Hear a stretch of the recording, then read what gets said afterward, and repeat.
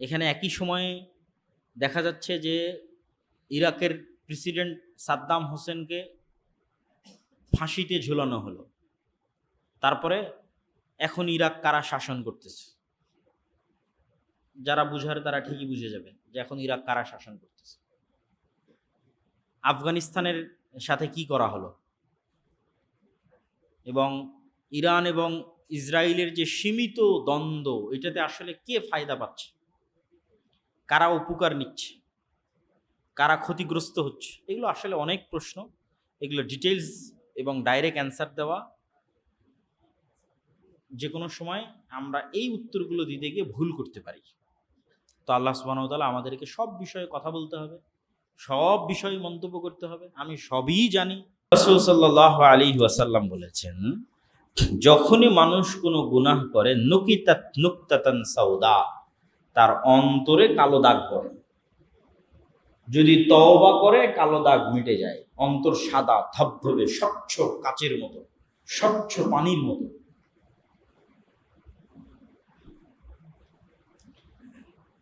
তো কালো দাগ পড়তে পড়তে পড়তে পড়তে পড়তে তওবা করে না, পড়তে পড়তে এমন হয়ে গেছে যে উল্টানো পাতিলের তলা যেমন কালো কুচকুচে, এরকম কালো কুচকুচে হয়ে গেছে। ফলে কোনটা ভালো আর কোনটা মন্দ এই বিবেচনা হারিয়ে গেছে। এরা খাতামাল্লাহু আলা কুলুবিহিম, এর কালবে নূর নাই, মারা গেছে, এর কালব মৃত। এবং মানুষের বাস্তব সুস্থতা অসুস্থতার চাইতেও বেশি বাস্তব মানুষের হৃদয়ের সুস্থতা অসুস্থতা।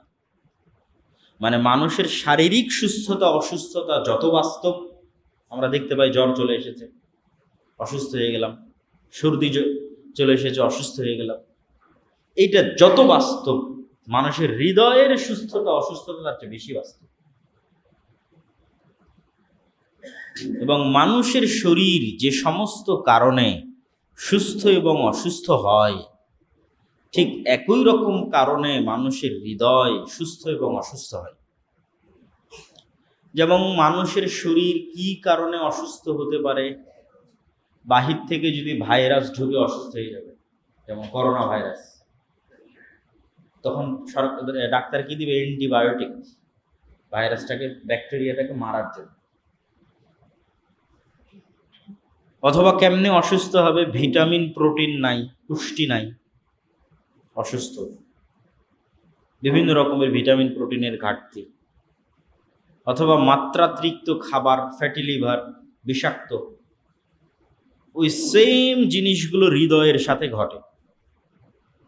বাহিরের ভাইরাস ঢুকবে কোন দিক দিয়ে? চোখ দিয়ে, কান দিয়ে, অশ্লীল দৃশ্য ভাইরাস, গানের আওয়াজ ভাইরাস, এগুলো হৃদয়ে গিয়ে আক্রমণ করে, শয়তান আক্রমণ করে। আবার ভিটামিন প্রোটিনের অভাব কি? নামাজ পড়ে না, ফরজ আদায় করে না, তাহলে ঠিকঠাক ভিটামিন প্রোটিন ওর হৃদয়ে যায় না, ওর হৃদয় ধীরে ধীরে অসুস্থ হচ্ছে, মৃত্যুর দিকে এগিয়ে যাচ্ছে।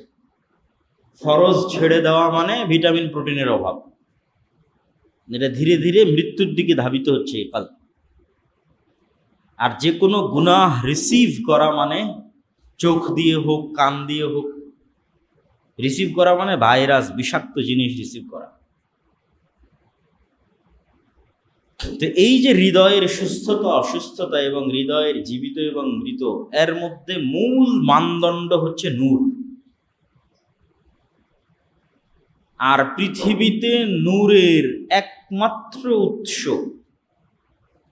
নূর পাওয়ার একমাত্র উৎস, এইটা হচ্ছে নূর।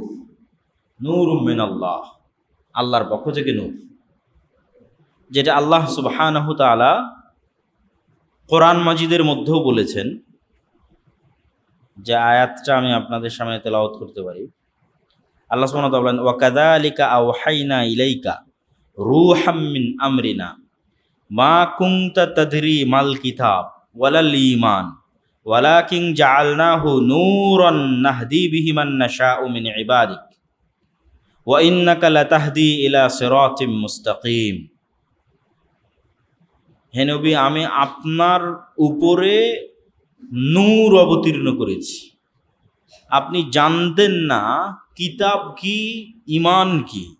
ওয়ালাকিন জাআলনাহু নূরান নাহদি বিহি মান নাশা, কিন্তু এই কোরআনকে নূর করে দিয়েছে, আলো। নাহদি বিহি মান নাশা, এটা দিয়ে যাকে ইচ্ছা তাকে পথ দেখাতে পারি। কারো হৃদয় যদি মারা গিয়ে থাকে, নূরের অভাবে ভুগে, তাহলে ও হৃদয়কে আলোকিত করবে কোথায় থেকে? নূর নেবে কোরআন থেকে। এটা কিয়ামত পর্যন্ত যুগ যুগান্তরে মানুষের অসুস্থ হৃদয়, মৃত হৃদয়, খাতামাল্লাহু আলা কুলুবিহিম, এই সমস্ত হৃদয়ে আলো তৈরি করার একমাত্র মাধ্যম কোরআন। আল্লাহ সুবহানাহু ওয়া তাআলা কোরআন মাজিদে বলেন, ইউরিদুনা লিইউতফিউ নূরাল্লাহ ওয়াল্লাহু মুতিম্মু নূরিহি ওয়ালাউ কারিহাল কাফিরুন। কাফের এবং মুশরিকরা আল্লাহর নূরকে মিটিয়ে দিতে চায়। এখানে পুরো ইসলামকে আল্লাহর নূর বলা হয়েছে, মানে কোরআন এবং হাদিস আল্লাহর নূর। তো কাফের এবং মুশরিকরা এটাকে মিটিয়ে দিতে চায়, আল্লাহু মুতিম্মু নূরিহি, আর এইটাকে আল্লাহ পূর্ণ করবেই, মানে সারা পৃথিবীতে বিজয়ী করবেই। ওয়ালাউ কারিহাল কাফিরুন, যদিও কাফেররা অপছন্দ করে। হুয়াল্লাযী আরসালা রাসূলাহু বিল হুদা ওয়া দীনিল হক লিইয়ুযহিরাহু আলাদ দীনি কুল্লিহি ওয়ালাউ কারিহাল মুশরিকুন। আর যে আল্লাহ আপনাকে সত্য সহকারে পাঠিয়েছে, তিনি এই দ্বীনকে সারা পৃথিবীর সকল দ্বীনের উপর বিজয়ী করবে, এই নূরকে পূর্ণতা দিবে। আল্লাহ সুবহানাহু ওয়া তাআলা কোরআন মাজিদে বলেন, ইয়া আইয়ুহাল্লাযীনা আমানুত্তাকুল্লাহ ওয়া আমিনু বিরাসূলিহি ইউতিকুম কিফলাইনি মির রাহমাতিহি ওয়া ইয়াজআল লাকুম নূরান তামশুনা বিহি। হে ইমানদারগণ, আল্লাহকে ভয় করো, রাসূলের উপর ঈমান আনো। যদি করো তাহলে তোমাদের আমলকে আমি নূর বানিয়ে দেব, যেই নূর দিয়ে তোমরা চলতে পারবে কবরে, পরকালে, সিরাতে মুস্তাকিমে। আর এক আয়াতে আল্লাহ সুবহানাহু ওয়া তাআলা বলেন, আফামান শারাহাল্লাহু সাদরাহু লিল ইসলাম ফাহুয়া আলা নূরিম মির রাব্বিহি ফাওয়াইলুল লিল কাসিয়াতি কুলুবুহুম মিন যিকরিল্লাহ উলাইকা ফি দালালিম মুবিন। যাদের হৃদয়কে আল্লাহ তার এই নূর গ্রহণের জন্য প্রশস্ত করে দিয়েছেন, যাদের হৃদয়কে আল্লাহ উন্মুক্ত করে দিয়েছেন এই নূর রিসিভ করবে এই জন্য, আর যাদের অন্তর কঠোর হয়ে গেছে পাথরের মতো, এই নূর রিসিভ করতে পারে না, বুঝতে পারে না, অনুভব করতে পারে না, তারা পথভ্রষ্ট। আর এক আয়াতে আল্লাহ সুবহানাহু ওয়া তাআলা বলেছেন, আওয়ামান কানা মাইতান ফাআহইয়াইনাহু ওয়া জাআলনা লাহু নূরান ইয়ামশি বিহি ফিন্নাস কামা মাসালুহু ফিদ্দুলুমাত লাইসা বিখারিজিম মিনহা। মানুষের কাছে যখন নূর থাকে না, তখন তার হৃদয় মৃত, আর ওই মৃত হৃদয়কে জীবিত করি, ওয়া জাআলনা লাহু নূরান ইয়ামশি বিহি ফিন্নাস, আর এই মৃত হৃদয়কে জীবিত করি কোরআনের নূর দিয়ে, যেটা দিয়ে মানুষ পথ চলতে পারে। এবং মানুষের প্রত্যেকটা নেক আমল নূর তৈরি করে। আল্লাহ সুবহানাহু ওয়া তাআলা বলেন, ইলাইহি ইয়াসআদুল কালিমুত তাইয়্যিব ওয়াল আমালুস সালিহ ইয়ারফাউ। আল্লাহর নিকটে প্রত্যেকটা নেক আমল, প্রত্যেকটা সৎ বাক্য উঠতে থাকে, আর নূর ছাড়া উপরে ওঠা সম্ভব নয়। প্রত্যেক আমল জীবন্ত, তার নিজস্ব আকৃতি আছে, যে আকৃতিতে সে আমল ধরা দিবে, ফেরত আসবে। যেমন সূরা বাকারা এবং সূরা আলে ইমরান মেঘমালার আকৃতিতে কিয়ামতের মাঠে আসবে। প্রত্যেকটা আমল জীবন্ত এবং নূর তৈরি করে উপরে উঠতে থাকে যদি আমল কবুল হয়। যেমন কিছুক্ষণ আগে উজুর কথা বলেছি, আল্লাহু নূরুস সামাওয়াতি ওয়াল আরদ মাসালু নূরিহি কামিশকাতিন ফিহা মিসবাহ। আসমান এবং জমিন আলোকিত আল্লাহর চেহারার নূরে। আল্লাহ সুবহানাহু ওয়া তাআলার চেহারা যে নূর দিয়ে ঢাকা আছে, যেই পর্দা দিয়ে ঢাকা আছে, ওই পর্দার নাম নূর। আর আসমান জমিন সূর্য নক্ষত্র গ্রহরাজি মহাবিশ্ব সকল জায়গার যে আলো, এই আলো আল্লাহ সুবহানাহু ওয়া তাআলার চেহারার নূরের প্রভাবের আলো, যেটা আল্লাহর চেহারার পর্দা, সেই পর্দা যে নূর, তার প্রভাব। আল্লাহু নূরুস সামাওয়াতি ওয়াল আরজ। কিয়ামতের মাঠে যে নূর দেখা যাবে আমলের, ওয়াল্লাযীনা আমানু মাআহু নূরুহুম ইয়াসআ বাইনা আইদিহিম ওয়া বিআইমানিহিম, যারা আল্লাহর উপর ঈমান আনয়ন করেছে এদের নূর কিয়ামতের মাঠে এদের ডানে বামে ছুটে বেড়াবে। ইয়াকুলুনা রাব্বানা আতমিম লানা নূরানা, তারা বলবে আল্লাহ আমাদের নূরকে আরো বাড়িয়ে দেন, আরো পূর্ণ করে দেন। ইয়াউমা তারাল মুমিনিনা ওয়াল মুমিনাত, কিয়ামতের দিন আপনি মুমিন এবং মুমিনাদের দেখবেন, ইয়াসআ নূরুহুম বাইনা আইদিহিম ওয়া বিআইমানিহিম, তাদের আমলের নূর তাদের ডানে বামে ছুটে বেড়াচ্ছে, তাদের আশপাশকে আলোকিত করছে। আল্লাহু ওয়ালিয়ুল্লাযীনা আমানু ইখরিজুহুম মিনাদ-দুলুমাতি ইলান-নূর, সবই অন্ধকার, এই অন্ধকার থেকে আল্লাহ আলোতে নিয়ে এসেছেন, আলোই হেদায়েত, নূরই হেদায়েত। সেই নূরের আলোতে নিয়ে এসেছেন আল্লাহ সুবহানাহু ওয়া তাআলা তার দয়ায়। আর যারা ওই আলোতে আসতে পারেনি, কোরআনের এই হেদায়েতের নূর গ্রহণ করতে পারেনি, এরা অন্ধকারের মধ্যে আছে। নূর অদৃশ্য কিন্তু নূর বাস্তব। নূর অদৃশ্য হওয়ার পরও কেন বাস্তব? নূর মানে কিন্তু এই আলো নয় যে আলো আমরা চোখে দেখি, লাইটের আলো, সূর্যের আলো, এই আলো নয়। নূর এক ভিন্ন আলো, যা চোখে দেখা যায় না, বিশেষ আলো কিন্তু বাস্তব, সত্যি ফিজিক্যালি বাস্তবিকভাবে ঘটে, তৈরি হয়। এটা বোঝানোর জন্য কয়েকটা উদাহরণ না দিলে বোঝা যাবে না। যেমন আলোরও এমন কিছু ধরন আছে যে ধরনগুলো আমরা চোখে দেখি না। যখন এখান থেকে রিমোটটা দিয়ে আমি এসিটা বন্ধ করলাম, তখন রিমোটে এসি কেমনে বন্ধ হলো? রিমোট থেকে একটা আলো বের হয়ে গিয়ে এসিতে লেগেছে, আলোর সাথে আলোর মাধ্যমে কানেক্টেড হয়েছে, না হলে ওই এসি বন্ধ হওয়া সম্ভব নয়। কোনো না কোনোভাবে তো কানেকশন আছে। ওই কানেকশনটা লাইট, আলো, ওই আলোটা আমরা দেখি না কিন্তু মেশিনে ধরা যায়। ওইটাকে ইংরেজিতে বলে ইনফ্রারেড লাইট, ইনফ্রারেড রে। ঠিক আমরা যখন এক্স-রে করতে যাই অথবা এমআরআই করি, ওই জায়গাগুলোতেও এক প্রকারের, আলট্রাসাউন্ডও করি, এক প্রকারের আলো ইউজ হয়, যে আলো চোখে দেখা যায় না। তাহলে আলোর মধ্যে এমন ধরন আছে যে আলোকে আমরা চোখে দেখি না, অথচ আমরা কাজে লাগাচ্ছি।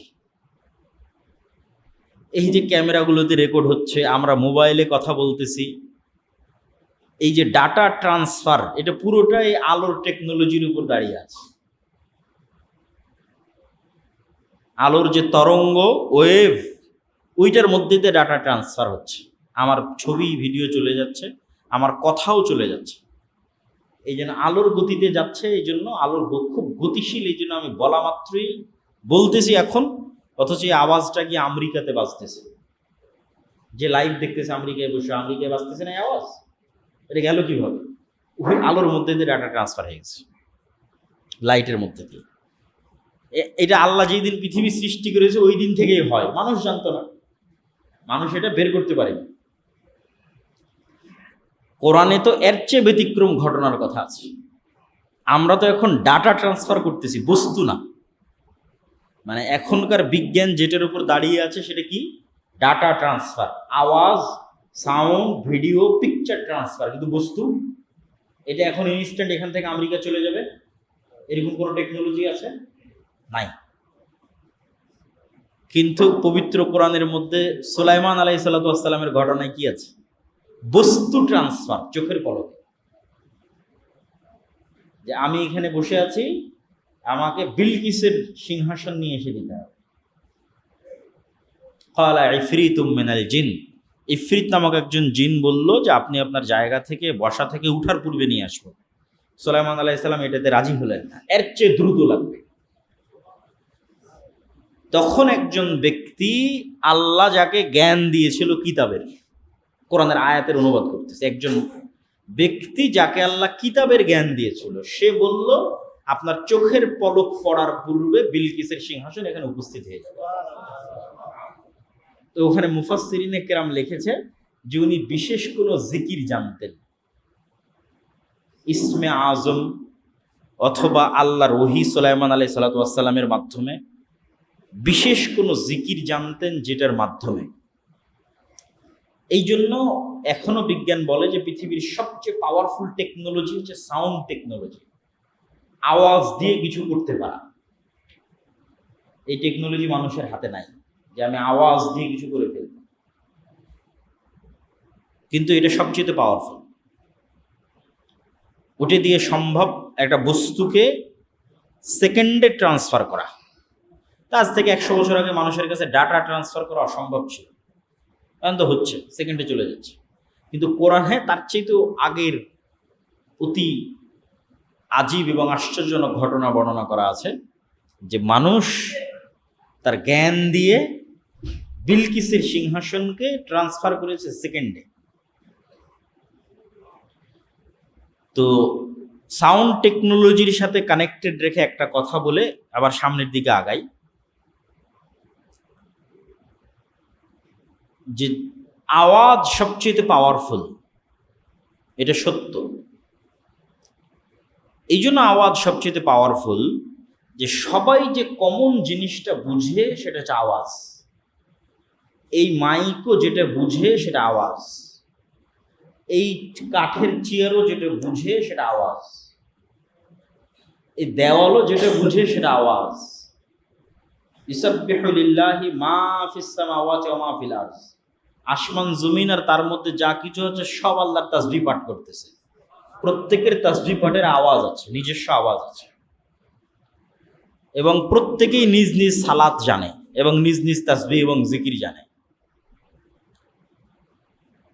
তো আল্লাহ সুবহানাহু তাআলার যে সেন্ট্রাল কমান্ড, এইটাও আওয়াজ ভিত্তিক। আল্লাহ সুবহানাহু তাআলা যখন কোনো কিছু করতে চান, কুন ফায়াকুন, হও হয়ে যাও, হও বললেই হয়ে যায়। এবং আল্লাহ সুবহানাহু তাআলার নিজের কথা এবং নিজের আওয়াজ সবচেয়ে পাওয়ারফুল। এই জন্য উম্মতে মুহাম্মাদির মুআজিজা, যেটা আল্লাহ সুবহানাহু তাআলা করেছে, পার্মানেন্ট মুআজিজা, যেটা নবীর জীবিত থাকা এবং মৃত হওয়ার সাথে সম্পৃক্ত নয়। মুসা আলাইহিস সালাম চলে গেছে, মুসা আলাইহিস সালামের লাঠিও চলে গেছে। ঈসা আলাইহিস সালাম চলে গেছে, আকাশে উঠে গেছে, ঈসা আলাইহিস সালাম হাত দিলে মৃত জীবিত হয়ে যাবে, ওটাও আর নাই। কিন্তু মুহাম্মদ সাল্লাল্লাহু আলাইহি ওয়াসাল্লাম চলে গেলেও পবিত্র কোরআন আছে। আর পবিত্র কোরআন কালামুল্লাহ, আল্লাহর কথা, আর আল্লাহর কথার আওয়াজ আছে, সাউত। এই জন্য কোরআন সবচেয়ে পাওয়ারফুল, শক্তিশালী। এবং আল্লাহ সুবহানাহু ওয়া তাআলার জিকির সবচেয়ে পাওয়ারফুল এবং শক্তিশালী। তো আমরা যে জায়গায় ছিলাম, যেখান থেকে এই জায়গায় আসলাম, যে এমনও লাইট আছে যেই লাইট আমরা চোখে দেখি না, এতটুকু তো আমরা বুঝেছি। তাহলে ওখান থেকে এটার উপর ঈমান নিয়ে আসা আমাদের জন্য কঠিন কিছু নয়। আজকের যুগে, আজকের যুগে আমরা এমন লাইটের ব্যবহার করছি যা চোখে দেখি না, সেই যুগে বসে আমার জন্য এটা ঈমান যদি না আনতে পারি, তাহলে আমার যে বোকা কেউ নয়, যে এমনও আলো পৃথিবীতে আছে যার নাম নূর, যেটা আমি চোখে দেখি না। কিন্তু ওই আলোর অস্তিত্বের প্রমাণ কোথায়? ওই আলো অন্য প্রাণী দেখে, আল্লাহর অন্য সৃষ্টি জীব দেখে। গায়েবের অনেক কিছুই আল্লাহ সুবহানাহু তাআলা তার অন্য সৃষ্টিজীবের মাধ্যমে প্রকাশ করে দিয়েছে। যেমন কবরের আযাব গায়েব, মানুষ আর জিন শুনতে পায় না, কিন্তু রাসূল সাল্লাল্লাহু আলাইহি ওয়াসাল্লাম বলছে সব সৃষ্টিজীব শুনতে পায়, বাকি সকল সৃষ্টিজীব শুনতে পায়। তাহলে ওইটা আমার কাছে গায়েব, কিন্তু ওরা তো শুনতে পাচ্ছে, ওদের কাছে গায়েব। ঠিক তেমনি রাসূল সাল্লাল্লাহু আলাইহি ওয়াসাল্লাম বলছে, যখন তোমরা শোনো মোরগ ডাক দেয়, তখন মোরগ ফেরেশতাকে দেখে। ফেরেশতা কিসের তৈরি? নূরের তৈরি। তাহলে মোরগ কি দেখে? নূর দেখে। মোরগ কি দেখে? নূর দেখে। তাহলে নূর বাস্তব অস্তিত্বশীল।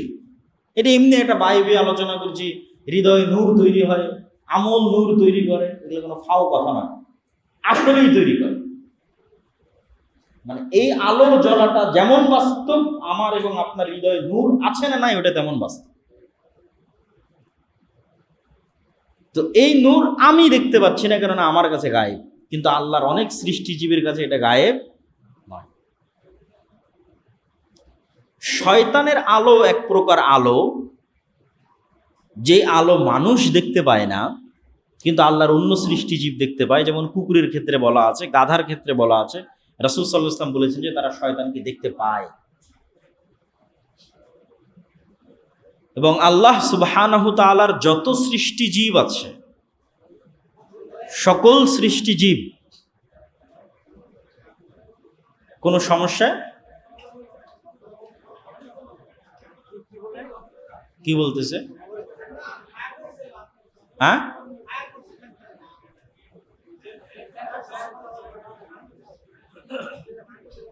জি।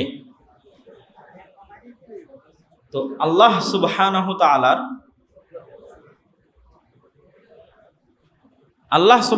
তাআলার যত সৃষ্টিজীব আছে, এই সৃষ্টিজীবগুলোর মাধ্যমে আল্লাহ সুবহানাহু তাআলা গায়েবের অনেক বিষয়কে প্রকাশ করে দিয়েছে। যেমন আমাদের বারজাখি জীবন কেমন হবে, মৃত্যু পরবর্তী জীবন কেমন হবে, তার আলামত পৃথিবীতেই আছে।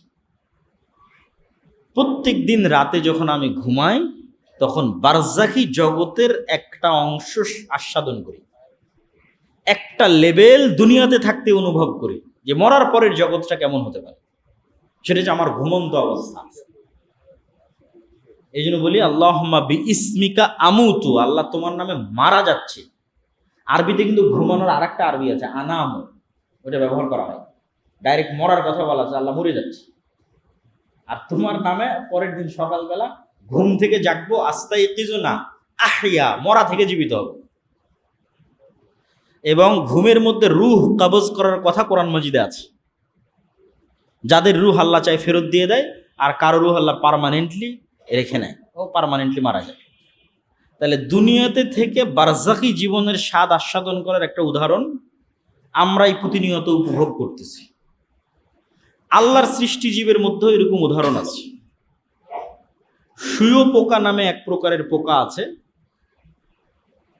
এ তার শুরুর জীবনে গাছের পাতা খায় এবং গাছের পাতা খেয়ে খেয়ে খেয়ে খেয়ে মাসখানেক জীবনযাপন করে। এটা সম্পূর্ণ ডিফারেন্ট স্টাইলের লাইফ সে লিড করে। তারপরে 1 মাস 1.5 মাস 2 মাস হওয়ার পর ও নিজের চারিপাশে একটা আবরণ তৈরি করে, ওর মধ্যে মরে যায়। ওর মধ্যে মরে যাওয়ার 1 মাস 1.5 মাস পর প্রজাপতি হয়ে আকাশে উড়ে। তাহলে ওর হিসেবে তারপরে মৃত অবস্থায় 1 মাস, তারপরে প্রজাপতি হিসেবে আকাশে উঠতেছে। তো এই জন্য মানুষের বারজাখি জীবন, কবর পরবর্তী, মৃত্যু পরবর্তী জীবন অস্বাভাবিক নয়। হ্যাঁ, বারজাখি জীবনে মানুষের রুহের কোয়ালিটি অনুযায়ী থাকার এবং খাওয়ার ব্যবস্থাপনা, জীবনযাপনের ব্যবস্থাপনা ভিন্ন হবে। যেমন যে সমস্ত রূহ আল্লাহর রাস্তায় শহীদ হয়ে গেছে, এদের কোয়ালিটি কি হবে? এরা পাখি হিসেবে জান্নাতে উড়বে। ওদের বারজাখি জগতে জীবনযাপনের ধরন, এদের চাইতেও আপার কোয়ালিটির কিছু রূহ আল্লাহ সুবহানাহু ওয়া তাআলার আরশে লাইট, আলো হিসেবে ঝুলন্ত থাকবে। এদের চাইতেও আপার কোয়ালিটির রূহ হচ্ছে নবীদের রূহ, যারা দুনিয়াতে যেই মানের লাইফ জীবনযাপন করত, বারজাখে ওই মানেরই লাইফ জীবনযাপন করে। মুসা আলাইহিস সালাম তো মরে গেছে, কিন্তু মুহাম্মদ সাল্লাল্লাহু আলাইহি ওয়াসাল্লামের সাথে সাক্ষাৎ হয়েছে না, কথা হয়েছে না, বারজাখি জগতে, দুনিয়াতে নাই কিন্তু। তাহলে ওনার জীবন যাপনের যে ধরন, ওটা কাছাকাছি হুবহু দুনিয়ার মতো। আর স্বাভাবিক যাদের রূহ যদি কল্যাণকর বান্দা হয় তাহলে ইল্লিয়িন, আর যদি অকল্যাণকর বান্দা হয় তাহলে সিজ্জিন। আর এই সকল রূহ কিয়ামতের পরবর্তীতে পুনরুত্থান হবে। আর পুনরুত্থানের উপর বিশ্বাস স্থাপন করা ইসলামের এবং কোরআনের, পবিত্র কোরআনের যদি দুইটা মেসেজ সারমর্ম তৈরি করি, তাহলে একটা সারমর্ম হচ্ছে তাওহীদ, আর একটা সারমর্ম হচ্ছে পরকাল। সারা কোরআন মিলে আল্লাহ মানুষকে ঘুরিয়ে ফিরিয়ে এই গল্প, ওই ঘটনা, এই ফজিলত, ওই আমল, এই দাওয়াত সব মিলে কি বলতে চেয়েছে দুটো, এক আল্লাহর নিজের তাওহীদ, আর একটা হচ্ছে তোমরা মরার পর আবার আমি তোমাদের জীবিত করব। এটাকে বিশ্বাস করো খুব শক্তভাবে, ইয়াকিনের সাথে, যেন দেখতে পাচ্ছ, না হলে সফল হতে পারবা না। তো আল্লাহ সুবহানাহু ওয়া তাআলা মৃত্যুর পর যে মানুষকে পুনরুত্থান ঘটাবেন, এর আল্লাহ সুবহানাহু ওয়া তাআলা অনেকগুলো উদাহরণ পবিত্র কোরআনের মধ্যে উল্লেখ করেছে। যেমন মুসা আলাইহিস সালাতু ওয়াস সালামের যুগে একজন মারা গেল, গরু জবাই করা হলো, ওর গায়ে টাচ করে জীবিত করা হলো। একজন নবী এক গ্রামের পাশ দিয়ে হেঁটে যাচ্ছিল, বললেন আল্লাহ এদেরকে আপনি কেমনে জীবিত করবেন? আল্লাহ তাকে 100 বছর মৃত অবস্থায় রাখলেন, তারপরে জীবিত করলেন। মুসা আলাইহিস সালামের সাথে 70 জন বানু ইসরাইলের লোক তুর পাহাড়ে গেছিল, আল্লাহকে দেখতে চেয়ে সব মরে গেছিল, আল্লাহ ওদেরকে আবার জীবিত করে দিয়েছিল। তো মরার পরে জীবিত হওয়ার ঘটনা দুনিয়াতে অসংখ্যবার ঘটেছে, এবং সর্বশেষ বানু ইসরাইলের যিনি শেষ নবী ঈসা আলাইহিস সালাতু ওয়াস সালাম, তার হাতে আল্লাহ এটাকে ডাল ভাত বানিয়ে দিয়েছিলেন। যে এটা অত কঠিন কোনো কাজ না, মরার পর মানুষকে জীবিত করা এটা আশ্চর্য কিছু নয়। অর্থাৎ আমার নবী আমার অনুমতিতে, আমার মজেদায় সকাল সন্ধ্যা মানুষকে জীবিত করতেছে মরা থেকে। এবং মরা থেকে জীবিত হওয়া আশ্চর্য যে নয়, বাস্তব যে সত্য, তার দুটো উদাহরণ দিয়ে আমরা আবার আমাদের মূল বক্তব্যে ফিরে আসব। একটা উদাহরণ কি, আল্লাহ কোরআন মাজিদে বারবার মৃতকে জীবিত করার কথা বলতে গিয়ে বলেছেন, আমি মৃত মাটিকে বৃষ্টি দিয়ে জীবিত করি, আমি মৃত বীজ থেকে বৃষ্টির মাধ্যমে গাছ বের করি। এখন আপনি চিন্তা করেন, একটা আমের গাছ যতটা জীবিত, মানুষ তার চেয়ে বেশি জীবিত না কম জীবিত? বেশি জীবিত। আমের গাছ তো হাঁটতে পারে না, চলতে পারে না, মানুষ তো হাঁটছে, আমের গাছ তো কথা বলতে পারে না, মানুষ তো কথা বলতেছে। তাহলে জীবনের আলামত আমের মধ্যে বেশি আছে না মানুষের মধ্যে বেশি আছে? মানুষের মধ্যে বেশি আছে। এবার ওই আমের গাছ থেকে যে আম তৈরি হলো, ওই আমের যে বিচি, ও বেশি জীবিত না মানুষের যে মেরুদণ্ড এ বেশি জীবিত? মানুষের মেরুদণ্ড বেশি জীবিত। কেন? এটা জীবিত মানুষের মেরুদণ্ড, যে লাইফ পৃথিবীতে চলাফেরা করতেছে, কথা বলতেছে, যার জ্ঞান আছে, আর ওদের একটা স্থবির জড় পদার্থ, ওই জড় পদার্থের একটা মৃত বিচি। ওই মৃত বিচি যখন মাটিতে পড়তেছে, ওর মধ্যে থেকে আর একটা জীবিত গাছ বের হয়ে যাচ্ছে। আল্লাহু আকবার। তাহলে ওই মৃত বিচি থেকে গাছ বের হওয়া বেশি আশ্চর্য না মানুষের মতো জীবন্ত মানুষের মেরুদণ্ডের হাড্ডি থেকে আবারও মানুষ বের হবে মাটির মধ্যে থেকে? কোনটা বেশি আশ্চর্য? আমেরটা বেশি আশ্চর্য। বুঝাতে পারিনি মনে হয়। আমেরটা বেশি আশ্চর্য, আমারটা আশ্চর্য নয়। ও তো কম জীবিত, ওর মধ্যে থেকে আবার আল্লাহ আর একটা জীবিত গাছ তৈরি করে দিচ্ছে। আমি তো এমনিই জীবিত, আমার মধ্যে আরো সহজ বের করা। এই জন্য আল্লাহ ওই উদাহরণ বারবার দেয়। আর আল্লাহর জন্য আরো কেন সহজ মানুষকে মাটি থেকে তৈরি করা? এই জন্য আরো বেশি সহজ যে মানুষ পৃথিবীতে বেঁচে থাকতে যত রকমের ভিটামিন, প্রোটিন, মিনারেল, পুষ্টি, যা খাবার মানুষ বেঁচে থাকতে গ্রহণ করে, তার প্রত্যেকটা খাবারের মধ্যে যত রকমের ভিটামিন, মিনারেল, প্রোটিন আছে সব মাটি থেকে আসে, সব মাটি থেকে আসে। এখন আমার ম্যাগনেসিয়াম দরকার, তো ম্যাগনেসিয়াম আসলে মাটির মধ্যে আছে, কিন্তু ডাইরেক্ট নিতে পারবো না। তো অনেক কলার গাছ লাগানো হয়েছে, তারপরে ওখান থেকে কলা হয়েছে, ওই কলার মধ্যে ম্যাগনেসিয়াম মাটি থেকে নিয়েছে কলা, ওই কলা আমি খাচ্ছি, আমার শরীরে ম্যাগনেসিয়াম ঢুকতেছে। তাহলে আমার শরীরের মধ্যে ম্যাগনেসিয়াম ঢোকার কারণে যদি আমার শরীরে কোষ তৈরি হয়, তাহলে ওই ম্যাগনেসিয়াম তো মাটির মধ্যেই আছে, ওখানে কেন কোষ তৈরি হবে না? কেন হবে না? আমি তো ওই মাটির ম্যাগনেসিয়ামই কলা দিয়ে আমার শরীরের মধ্যে নিচ্ছি, দিয়ে আমার শরীরে নতুন কোষ তৈরি হচ্ছে।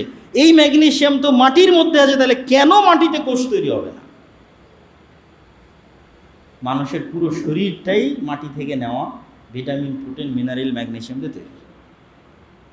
তাহলে আরও বেশি কোষ তৈরি হবে মাটিতে, মানে মাটির মধ্যে থেকে তরতর তরতর করে মানুষ বের হয়ে উঠবে। ওর মধ্যে সব আছে, ওখান থেকে নিয়ে আমি বেঁচে আছি।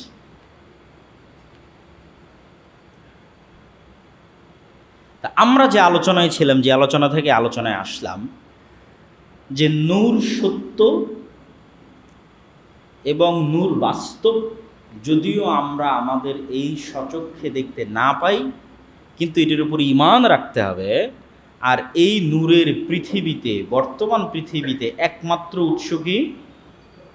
একমাত্র উৎস হচ্ছে কোরআন, কোরআন হাদিস। তো আজকে আমাদের বক্তব্যের মূল বিষয়বস্তু ছিল কোরআনের তাৎপর্য এবং গুরুত্ব। তার একটা মোটামুটি ধারণা আপনাদের কাছে দেওয়ার চেষ্টা করলাম। এখন এই কোরআন উম্মতে মুহাম্মাদিকে দেওয়া হয়েছে এবং এই কোরআনের সাথে উম্মতে মুহাম্মাদির ভাগ্য নির্ধারণ করে দেওয়া হয়েছে। ইন্নাল্লাহা ইয়ারফাউ বিহাদাল কিতাবি আকওয়ামান ওয়া ইয়াদউ বিহি আখারিন।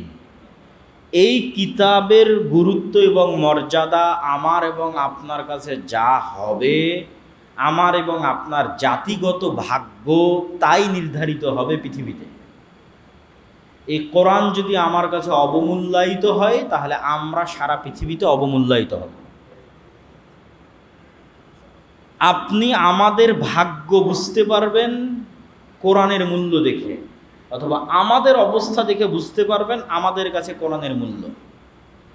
তথা রোহিঙ্গাদের গুরুত্ব মায়ানমারের কাছে যা, গাজার ফিলিস্তিনের মানুষের গুরুত্ব ইসরায়েলের কাছে তা, এইটা আসলে কোরআনের গুরুত্ব মুসলমানের কাছে। কোরআনের গুরুত্ব ওই জায়গায় চলে গেছে, এই জন্য জাতিগতভাবে আমার গুরুত্ব ওই জায়গায় চলে গেছে। এবং এইটার বাস্তব উদাহরণ যদি দেখতে চান, তাহলে এই যে রানিং যে বিশ্বকাপ চলতেছে এটার মধ্যে দেখতে পাবেন। আল্লাহ সুবহানাহু ওয়া তাআলা কোরআন মাজিদের একটা আয়াতে বলতেছেন, সূরা বাকারার মধ্যে, ওয়া মিনান নাসি মান ইয়াত্তাখিযু মিন দুনিল্লাহি আনদাদা ইউহিব্বুনাহুম কাহুব্বিল্লাহ। মানুষের মধ্যে এমনও কিছু মানুষ আছে যারা অন্য আর এক মানুষকে এইভাবে ভালোবাসে যেইভাবে আল্লাহকে ভালোবাসা উচিত। মানুষের মধ্যে এমনও মানুষ আছে যারা অন্য মানুষকে ওইভাবে ভালোবাসে যেভাবে কাকে ভালোবাসা উচিত? আল্লাহকে ভালোবাসা। ওয়াল্লাযীনা আমানু আশাদ্দু হুব্বান লিল্লাহ। তবে যাদের অন্তরে ঈমানের নূর আছে, এরা সবচেয়ে বেশি ভালোবাসে কাকে? আল্লাহ সুবহানাহু ওয়া তাআলা। ওয়ালাউ ইয়ারাল্লাযীনা যালামু ইয ইয়ারাউনাল আযাবা আন্নাল কুওয়াতা লিল্লাহি জামিআ। আওয়াজ বেশি হয়ে গেল ভাই, তো এখানে কষ্ট হবে তো শুনতে। আন্নাল কুওয়াতা লিল্লাহি জামিআ। যেই দিন জালেমরা দেখবে যে সকল ক্ষমতার মালিক তো আল্লাহ, সকল ইজ্জতের মালিক তো আল্লাহ, যেদিন এই দৃশ্য প্রকাশ পেয়ে যাবে, এক নাম্বার। দুই নাম্বার আর কি প্রকাশ পাবে? ইজ তাবাররা আল্লাযীনা তুবিউ মিনাল্লাযীনা ইত্তাবাউ ওয়া রাআউল আযাবা ওয়া তাকাত্তাআত বিহিমুল আসবাব। এরা দুনিয়াতে যাদের ফ্যান ফলোয়ার ছিল, ওই সমস্ত ভাইরাল জনপ্রিয় ব্যক্তিত্ব, পার্সোনালিটিরা কিয়ামতের মাঠে এদের থেকে সম্পর্ক ছিন্ন করে দেবে। আমি তো চিনি না এরা কারা, আমি তো এদেরকে বলিনি আমার অনুসরণ করতে, কেন কিয়ামতের মাঠের ভয়াবহতায় এটা করবে। তাহলে দুটো জিনিস ঘটলো, এক, কিয়ামতে দেখতেছে সব শক্তি ক্ষমতা আল্লাহ। দুই নম্বর কি দেখতেছে? ও যার ভক্তি এবং শ্রদ্ধা করত, সে বলতেছে আমি তো চিনি না, তুমি কে? তখন এবার এই সমস্ত ফ্যান ফলোয়ারেরা বলবে, وقال الذين اتبعوا لو أن لنا كرة فنتبرأ منهم كما تبرؤوا منا। যদি আল্লাহ আর একবার পৃথিবীতে যাওয়ার সুযোগ দিত, তাহলে আজকে কিয়ামতের মাঠে ওরা যেভাবে আমাদের থেকে সম্পর্ক ছিন্ন করলো, দুনিয়াতে ফিরে গিয়ে এদের থেকে আমরা ওইভাবে সম্পর্ক ছিন্ন করতাম যে তোদেরকে আমরা চিনি না, তোরা কারা। কিন্তু তখন তো আর পৃথিবীতে ফিরে আসার সুযোগ নেই। তাহলে কোনো মুসলিম যুবক, কোনো মুসলিম তরুণের অন্য কোনো ব্যক্তি আল্লাহ এবং আল্লাহর রাসূল ছাড়া অন্য কোনো ব্যক্তির প্রতি মাত্রাতিরিক্ত ভালোবাসা শুধুমাত্র খেলার কারণে, এইটার প্রমাণ বহন করে যে আমাদের সমাজে কোরআন কোন জায়গায় আছে। আমরা কোরআনের শিক্ষা মানুষের অন্তরে কি পর্যন্ত নিয়ে যেতে পেরেছি। জাতিগতভাবে কোরআন অমান্য করলে আযাবের শিকার হতে হবে। আল্লাহ অতীতে সকল কিতাব অমান্যকারী জাতিকে আযাব দিয়েছেন। উম্মতে মুহাম্মাদির আযাব কি? আল্লাহ একই স্টাইলের আযাব বারবার দিয়েছেন, এরকম নজির পাওয়া যায় না, খুব কম।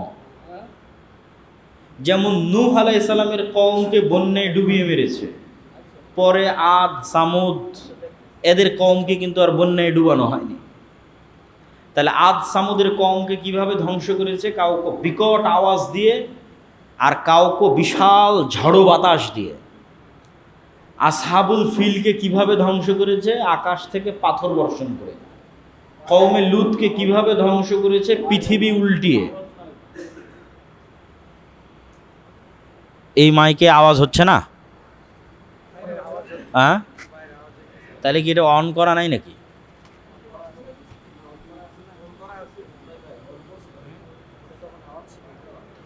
আচ্ছা, তো তাহলে উম্মতে মুহাম্মাদের আযাব কি? বন্যা?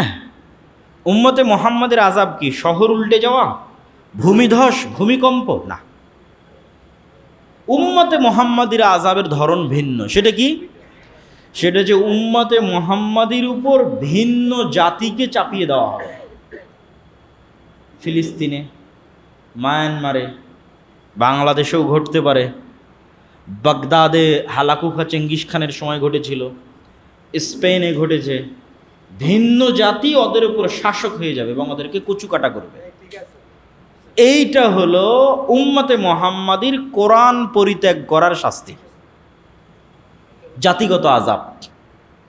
উম্মতে মুহাম্মাদির জাতিগত আযাব বন্যা নয়, ভূমিকম্প নয়, ভূমিধস নয়, ঝড় নয়, বিকট আওয়াজ নয়। উম্মতে মুহাম্মাদির আযাব হচ্ছে ভিন্ন জাতি তাদেরকে শাসন করবে। তাহলে আল্লাহ সুবহানাহু ওয়া তাআলার আযাব থেকে বাঁচতে চাইলে, জান্নাতে যেতে চাইলে, নূর অর্জন করতে চাইলে আমাদের প্রথম রাস্তা হচ্ছে কোরআনের কাছে ফিরে আসা। এই জন্য আমি অনেক আগে, আজ থেকে 2-3 বছর আগে দাওয়াতি সফর শুরু করেছিলাম, ধারাবাহিক মসজিদ ভিত্তিক, একটা লক্ষ্য উদ্দেশ্য নিয়ে যে প্রত্যেক মসজিদে মক্তব থাকতে হবে। এবং বহু জায়গায় এরকম বক্তব্য দিয়েছি যে মসজিদের এসি বিক্রি করে হলেও মক্তবের শিক্ষক ভালো মানসম্মত বেতন দিয়ে রাখতে হবে। কেননা ইসলামের মূল নূর, যেটা দিয়ে ইসলাম টিকে থাকবে, এটা হচ্ছে কোরআন। এইটা যদি আমি মানুষকে না শিখাতে পারি, আর মসজিদ যদি স্বর্ণ দিয়েও তৈরি করি, একদিন এই মসজিদে মুসল্লি হারিয়ে যাবে। আর যদি মসজিদ গাছতলাও হয়, কিন্তু অত্র এলাকার মুসলমানের সন্তানদের, শতভাগ মুসলমানের সন্তানকে কোরআনের নূর আর কালবে ঢুকিয়ে দিতে পারি, প্রবেশ করানো যায়, তাহলে যদি গাছতলাও হয় সালাত অব্যাহত থাকবে, সালাত টিকে থাকবে, দিন টিকে থাকবে। এই জন্য মূল মাকসাদ এবং সর্বোচ্চ গুরুত্ব দেওয়া উচিত মসজিদগুলোকে শিক্ষার উপর। ব্রাকের এরকম হাজার হাজার মসজিদ নাই, এরকম এসি বিল্ডিংওয়ালা রুম নাই। আমরা তো এগুলো অটো পাইছি, অটো মানে আল্লাহ ইসলামের সিস্টেমটা এইভাবে করেছে, এইটার মধ্যে দিয়ে ইসলাম দাঁড়িয়ে থাকবে। এই জন্য 5 ওয়াক্ত সালাতের ব্যবস্থা, এই জন্য মসজিদের ব্যবস্থা। তো ব্রাকের কিছু না থাকার পরও হাজার হাজার স্কুল ভাঙ্গা বেড়া ভাঙ্গা টিন দিয়ে চালাচ্ছে কেন? ব্রাকের স্কুল ভাঙ্গা বেড়া ভাঙ্গা টিন ভাড়া জায়গা নিয়ে কেন চালাচ্ছে? তার মানে শিক্ষাটা আসল। এই মসজিদগুলো যদি ওদেরকে দিয়ে দিতেন তাহলে আগে এখানে শিক্ষার ব্যবস্থা করবে মসজিদের ফান্ড থেকে। যা আগে কিসের ব্যবস্থা করতে হবে? শিক্ষার ব্যবস্থা করতে হবে, জ্ঞান নূর ছড়িয়ে দেওয়ার ব্যবস্থা করতে হবে। কিন্তু আমাদের কাছে সব কিছু থাকার পরও আমরা অবহেলা। না, একজন ইমামকে, একজন মক্তবের শিক্ষককে ভালো বেতন দেওয়া, ভালো ট্রেনিং দেওয়া, এগুলোর কোনো গুরুত্ব আমাদের কাছে নাই। আমাদের কাছে গুরুত্ব চাকচিক্য জৌলুস, এটার থেকে বের হয়ে আসতে হবে। এবং শতভাগ মুসলমানকে কোরআন শিখানো লাজেম, ফরজ। শাইখুল ইসলাম ইবনে তাইমিয়া রাহিমাহুল্লাহর মত অনুযায়ী কোরআন বুঝতে পারবে, কোরআন পড়ে এই রকম জ্ঞান অর্জন করা প্রত্যেক মুসলমানের উপর ফরজ। মানে অনুবাদ ছাড়া ডাইরেক্ট কোরআন পড়ে ও সরাসরি বুঝতে পারবে আল্লাহ কি বলছেন, এতটুকু আরবি জানা প্রত্যেক মুসলমানের জন্য ফরজ। এটা শাইখুল ইসলাম ইবনে তাইমিয়া রাহিমাহুল্লাহর ফতোয়া। আমরা এই ফতোয়ার সাথে দ্বিমত করতে পারি, একমত করতে পারি, কিন্তু ফতোয়াটা উল্লেখ করলাম কেন? কোরআন জানার গুরুত্ব বুঝাতে গিয়ে। কোরআন থেকে ডিসকানেক্টেড হয়ে জাতি রাস্তা পাবে না, সম্ভব নয়। তো কিভাবে আমাদের সমাজে কোরআনের শিক্ষা ছড়িয়ে দেওয়া যায়, শতভাগ মুসলমানের সন্তানকে কোরআন শিখানো যায়, মসজিদগুলোর মূল কাজ শিক্ষার আয়োজন হোক, এটা কেমনে করা যায়, এটা আমি মনে করি যে আমাদের সকলের, যেহেতু আজকে আপনাদের এই মসজিদে এসেছি, আমি আমার বক্তব্যে এটাই উদাত্ত আহ্বান জানাবো যে আপনারা মসজিদে শিক্ষার প্রতি সবচেয়ে গুরুত্ব দেন। হয়তো থাকতে পারে আরও ভালো করার চেষ্টা করেন, পুরস্কারের আয়োজন করেন, প্রতিযোগিতার আয়োজন করেন, যেন এই এলাকার একজন মুসলমানের সন্তানও এমন না থাকে যে কোরআন জানে না। এটা মসজিদেরই দায়িত্ব, এটার কেউ করে দেবে না। আর মসজিদ চাইলে এটা পারবে। এই জন্য মসজিদ ভিত্তিক মক্তব বিপ্লব সৃষ্টি করার পূর্ব শর্ত। যেমন আজকের বক্তব্যের একটা পয়েন্ট ছিল পরকালের উপর বিশ্বাস। তো যতক্ষণ পরকালের উপর ইয়াকিন না হবে ততক্ষণ মানুষ দুনিয়ার প্রতি মায়া ছাড়তে পারবে না। আসহাবুল উখদুদের ঘটনা বলতে গিয়ে আল্লাহ বলছেন, কুতিলা আসহাবুল উখদুদ, যে সামনে জ্বলন্ত আগুন, তাদের সামনে দুইটা চয়েস, হয় আগুনে ঢুকে যাও ঈমান রাখতে চাইলে, অথবা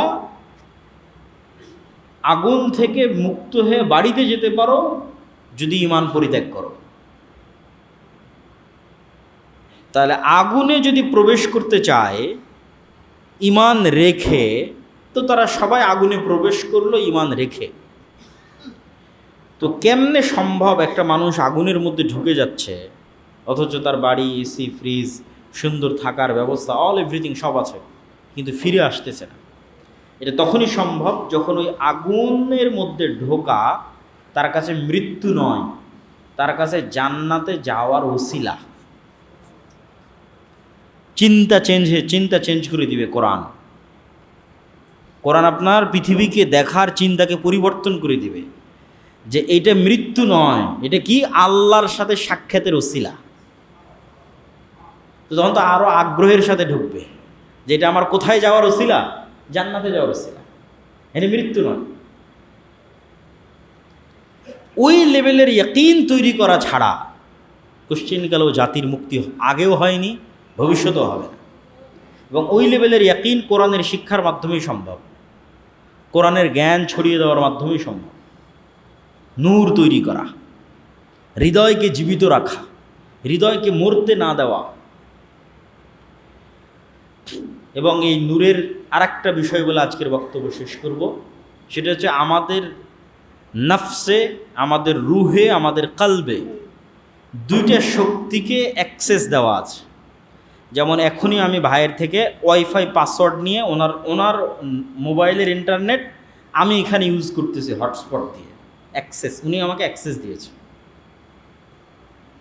তো এইটা তো একটা বায়বীয় অ্যাক্সেস, চোখে দেখা যায় না, কেমনে ওখান থেকে আমি এখানে নেট ইউজ করতেছি।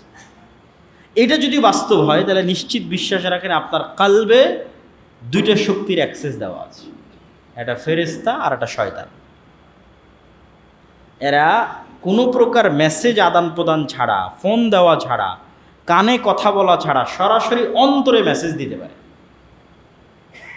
ওই অ্যাক্সেস এদের আছে, ওই পাসওয়ার্ড, ওই ওয়াইফাই অ্যাক্সেস এদের আছে, ডাইরেক্ট অন্তরে মেসেজ দিয়ে দেবে। এই জন্য মানুষের অন্তরে প্রত্যেক যা মন্দ চিন্তা আসে শয়তানের মেসেজ, প্রত্যেক যা কল্যাণের চিন্তা আসে ফেরেশতার ইলহাম। তো এখানেও একটা কাজ আছে, কি সেই কাজ? আপনি যদি শয়তানি স্বভাব বেশি অবলম্বন করেন তাহলে আপনার বন্ধু শয়তান। আপনার হৃদয়ে কার প্রভাব বেশি? শয়তানের প্রভাব বেশি। আপনার কাল্ব হ্যাক হয়ে গেছে, কে হ্যাক করে নিয়েছে? শয়তান হ্যাক করে নিয়েছে। আপনার আর কোনো কন্ট্রোল নাই, পুরো কন্ট্রোল কার হাতে? শয়তানের হাতে। আর যদি আপনি ফেরেশতার স্বভাব এবং ফেরেশতাকে বেশি অ্যাক্সেস দেন, যে না তুমি আসো, তুমি থাকো, তুমি ঢুকো, তাহলে নূর, ফেরেশতা তো নূর, তখন আপনার কালবে শয়তানের অ্যাক্সেস নাই, বন্ধ হয়ে গেছে। এটাই দেখবেন যে ইসলামের সকল আমল আখলাকের ভিত্তি। সকল আমল আখলাক, খাও বিসমিল্লাহ বলো, যদি বিসমিল্লাহ না বলো কে খাবে? শয়তান। ঢুকো সালাম দাও বাড়িতে, যদি না সালাম দাও কে থাকবে? তাহলে শয়তানকে আপনি ওয়াইফাইয়ের অ্যাক্সেস দিয়ে দিচ্ছেন যে ও ঢুকে যাবে আপনার বাড়িতে। এটা বাস্তব এবং সত্য, এগুলো কাল্পনিক কোনো কথা না। আর সালাম দিবেন, শয়তান পালিয়ে যাবে, কোরআন পড়বেন, মানে নূর, কারা আসবে? ফেরেশতারা আসবে। এক সাহাবী কোরআন তেলাওয়াত করতেছিল আর ঘোড়া লাফাচ্ছে, আকাশে মেঘ জমা হয়েছে, পড়া থামিয়ে দিয়েছে। 3 বার এরকম ঘটনা ঘটার পর পরের দিন সকালে আল্লাহ নবী বললেন এই ঘটনা, বলছে তুমি যদি সকাল পর্যন্ত পড়তে থাকতে ফেরেশতাকে দেখেই নিতে। তাহলে যেখানে কোরআন তেলাওয়াত হয় ওখানে নূর তৈরি হয়, আর নূর তৈরি হলে কে আসবে? ফেরেশতা আসবে, ফেরেশতারা নূর। এইভাবেই সারা গায়েবের জগৎ এভাবেই সাজানো। আর গায়েবের জগতের এই কার্যকরণের সূত্রগুলো আপনাকে কেউ বলবে না, এগুলো কোরআনে বলা আছে, হাদিসে বলা আছে। দুনিয়ার কার্যকরণের সূত্রের সাথে গায়েবের কার্যকরণের সূত্রের মিল নাই। দুনিয়ার কার্যকরণের একটা উদাহরণ দিয়ে আমার বক্তব্য এখানে শেষ করে দেবো। দুনিয়ার কার্যকরণের সূত্রে আমি আমার পকেট থেকে যদি 100 টাকা বের করে আপনাকে দিই, তাহলে টাকা কমলো না কমলো না? সাথে সাথে এটা গায়েবে কিন্তু বেড়ে গেছে, প্লাস হয়েছে, কমেনি। ওটা গায়েবের সূত্র। যে গায়েবে নির্ধারিত আল্লাহর সূত্র হচ্ছে কেউ দান করলে কি হবে? বাড়বে। এটা গায়েবের সাথে সাথে বেড়ে গেছে, কিন্তু এর প্রভাব আর সম্পদে 10 বছর 15 বছর 20 বছর পর দেখা যাবে, বাড়বে। আর সুদ ইয়ামহাকুল্লাহুর রিবা, দুনিয়াতে লজিকে বাড়ছে কিন্তু গায়েবের লজিকে কমে যাচ্ছে। তো গায়েবের এই সূত্রগুলো কোরআন এবং হাদিসে বলে দেওয়া আছে। তো সেক্ষেত্রে নূরের অ্যাক্সেস আপনার হৃদয়ে বেশি দিতে হবে। যেমন অনেকেই কত রকমের সমস্যা নিয়ে আসে, এই বদনজর, এই কালো জাদু, এই জিন, এই উমুক তুমুক। যদিও এগুলো সমস্যা নেয়, আমরা কোনো সময় ওভাবে কথা বলিনি, কিন্তু মূল কথা হচ্ছে যে আপনি যতই ঝাড়ফুঁক করান, যতই আরও অন্য অনেকের কাছে যান, রাকির কাছে যান, আপনি যদি শয়তানকে অ্যাক্সেস দিয়ে থাকেন এগুলো তো কোনো কাজে দেবে না। আগে তো শয়তানের অ্যাক্সেস বন্ধ করতে হবে। কীভাবে বন্ধ করতে হবে? 5 ওয়াক্ত সালাত, অজু, পেশাব করে পানি নেওয়া, পবিত্রতা। অপবিত্রতাকে কে পছন্দ করে? শয়তান। পবিত্রতাকে কে পছন্দ করে? ফেরেশতা। তা আপনি কাকে অ্যাক্সেস দিচ্ছেন? পেশাব করে পানি নিচ্ছেন না তো শয়তান তো আসবেই। আপনি তাবিজ লাগিয়ে রাখেন আর কবজ লাগিয়ে রাখেন আর ঝাড়ফুঁক করেন, শয়তানে তো বাড়ি ভরা। তাহলে তো আগে আর অ্যাক্সেস বন্ধ করতে হবে। আপনার সঙ্গী, আপনার বন্ধু হতে হবে ফেরেশতা। এমনও মানুষ আছে যে উজু ভাঙলেই উজু করে। মুহাম্মদ সাল্লাল্লাহু আলাইহি সাল্লামের মতো মানুষের মুখের গন্ধ যদি ফেরেশতার কষ্ট হয়, তাহলে আমার আর আপনার যদি বিড়ি সিগারেটের গন্ধ হয় তো ফেরেশতা আসবে? আপনি বলেন, কথা বলেন না। যে মুহাম্মদ সাল্লাল্লাহু আলাইহি ওয়াসাল্লামের মতো একজন নবী, সর্বশ্রেষ্ঠ নবী, তার মুখের মানবিক গন্ধ জিব্রাইলকে কষ্ট দেয়। ফলত ওনাকে বারবার বলেন মেসওয়াক করেন, মেসওয়াক করেন, মেসওয়াক করেন, মেসওয়াক করেন। আর আমি সারাদিন বিড়ি সিগারেট খাচ্ছি, তাহলে আমার গন্ধে ফেরেশতা আসবে? কখন আসবে? কে আসবে? শয়তান আসবে। তাহলে এখন আপনি তাবিজ লাগান, কবজ লাগান, ঝাড় করেন, ফুক করেন, আপনার কালবে নূর নাই, কিসে ভরা? শয়তানে ভরে আছে। এগুলো গায়েবের বাস্তব রুলস অ্যান্ড রেগুলেশন, এভাবেই কাজ করে গায়েবের জিনিসগুলো। তা আপনাকে আগে ওই রাস্তাগুলো ওইভাবে বন্ধ করতে হবে, তখন আপনার জন্য কোরআন হবে নূর, হেদায়েতের রাস্তা। এর আলোকে চলবেন, এর আলোকে কাজ করবেন, কোরআন তেলাওয়াত করবেন, কোরআন বুঝবেন, সকাল সন্ধ্যার জিকির করবেন। আল্লাহ সুবহানাহু ওয়া তাআলা আমাদেরকে কোরআনের উপর আমল করার, কোরআন বুঝার এবং কোরআনের শিক্ষা ছড়িয়ে দেওয়ার তৌফিক দান করুক, আল্লাহুম্মা আমিন। আর আজকে আমরা যে আলোচনা করলাম, এই আলোচনা থেকে রূহ, নাফসের যে বিষয়গুলো তুলে ধরলাম, সুস্থতা, অসুস্থতা, মৃত, জীবিত, নূরের যে বিষয়গুলো আলোচনা করলাম, পরকালের পুনরুত্থান, আলো এবং নূরের মধ্যে পার্থক্য, নূরের বাস্তবতা, আলো যেমন অনেকাংশে দেখা যায় না, এরকম নূর দেখা যায় না কিন্তু বাস্তব, এই প্রত্যেকটা জিনিস বুঝার, মানার তৌফিক দান করুক, আল্লাহুম্মা আমিন। এবং আমাদের বাড়িতে, পরিবারে, আমাদের হৃদয়ে, সকল জায়গায় শয়তানের অ্যাক্সেস, শয়তানকে জায়গা দেওয়া বন্ধ করার আল্লাহ তৌফিক দান করুক, আল্লাহুম্মা আমিন। এবং আল্লাহ সুবহানাহু ওয়া তাআলা আমাদেরকে কোরআন বুঝায় এবং কোরআনকে আমাদের হৃদয়ের নূর, আমাদের কান, আমাদের চোখ, আমাদের আশপাশ, ডান বাম, উপর নিচ, এগুলো সব কিছুতে নূর তৈরি করার মাধ্যম হিসেবে আল্লাহ সুবহানাহু ওয়া তাআলা কোরআনকে কবুল করুক, আল্লাহুম্মা আমিন। আসসালামু আলাইকুম ওয়া রাহমাতুল্লাহি ওয়া বারাকাতুহু। আপনাদের যদি কোনো প্রশ্ন থাকে, দু একটা প্রশ্ন নেওয়া যাবে, সমস্যা নেই। জি,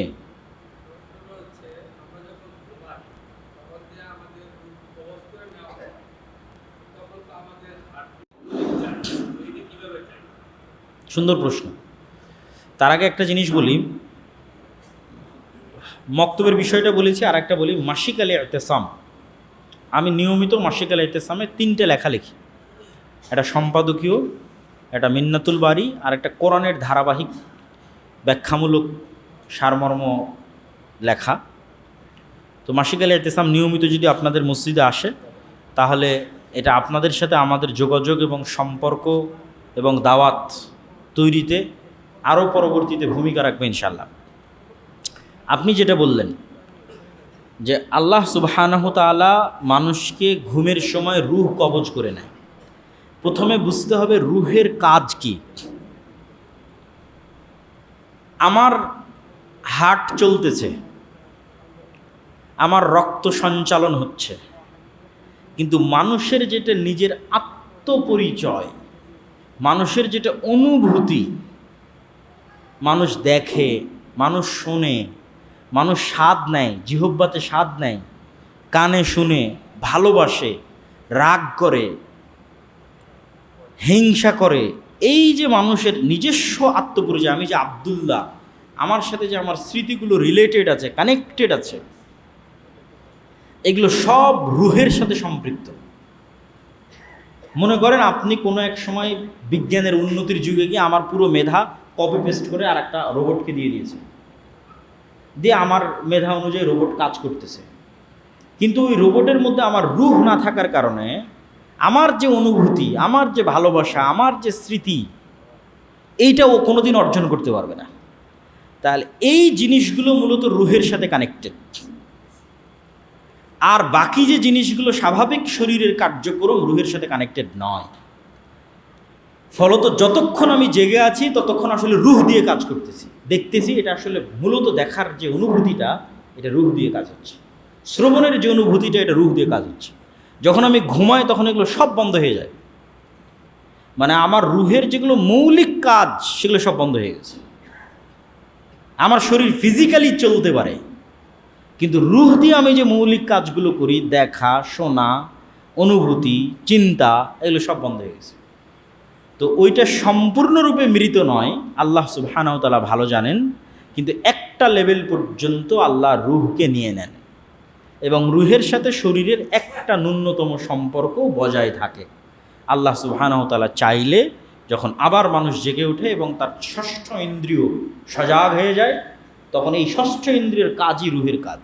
এই দেখা বুঝা চিন্তা করার কাজই হচ্ছে রুহের কাজ, ওটাই রুহ। ঘুমালে ওটাই থাকে না। তারপরের প্রশ্ন, আর কেউ প্রশ্ন করবেন?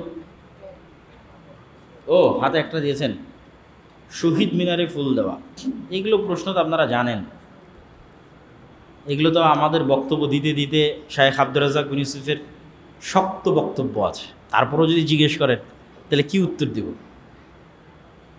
তাওহীদের বিশ্বাসের অন্যতম একটা বড় বিশ্বাস হচ্ছে নির্দিষ্ট কোনো কিছুর প্রতি স্থান, কাল, পাত্র, দিন, নদী, পাথর, গাছ, খাম্বা, নির্দিষ্ট কোনো কিছুর প্রতি মাত্রাতিরিক্ত ভালোবাসা এবং সম্মান তাওহীদের পরিপন্থী। নির্দিষ্ট যে কোনো কিছু, এটা আল্লাহ সুবহানাহু ওয়া তাআলার তাওহীদের পরিপন্থী এবং শিরক তৈরি হওয়ার ওসিলা, শিরক শুরু হওয়ার মাধ্যম। এই জন্য শিরকের যত রাস্তা আছে সব রাস্তা বন্ধ করতে হবে, তার মধ্যে এটাও শিরকের একটা রাস্তা। জি, আমাদের যদি আর কোনো প্রশ্ন না থাকে আমরা বৈঠক শেষে দোয়া পড়ি এবং আজকের যে আলোচনা শুনলাম। জি,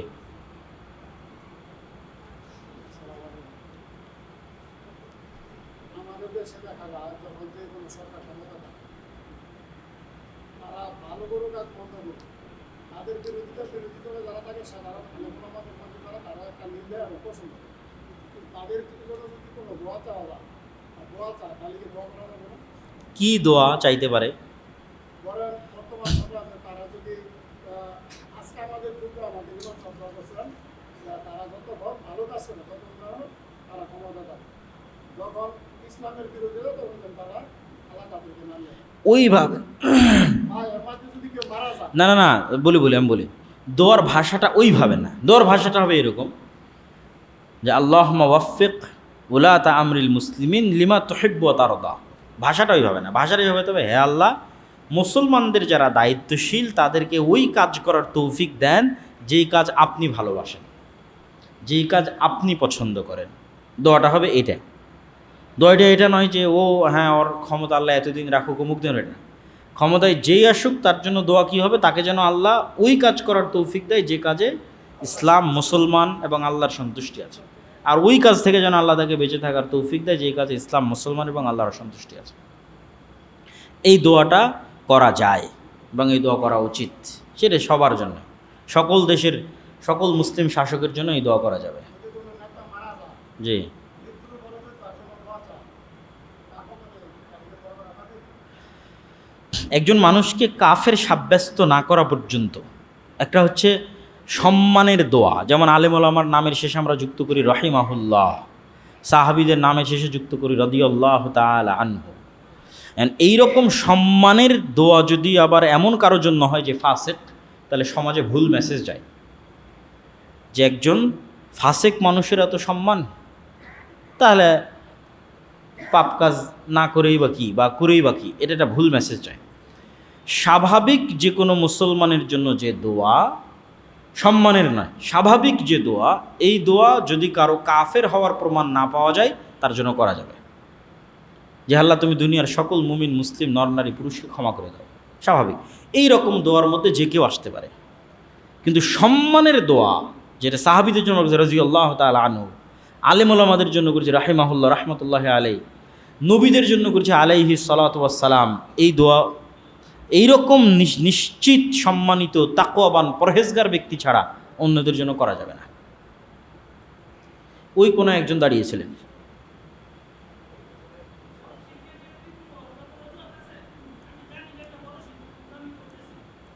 কিসের ক্ষেত্রে?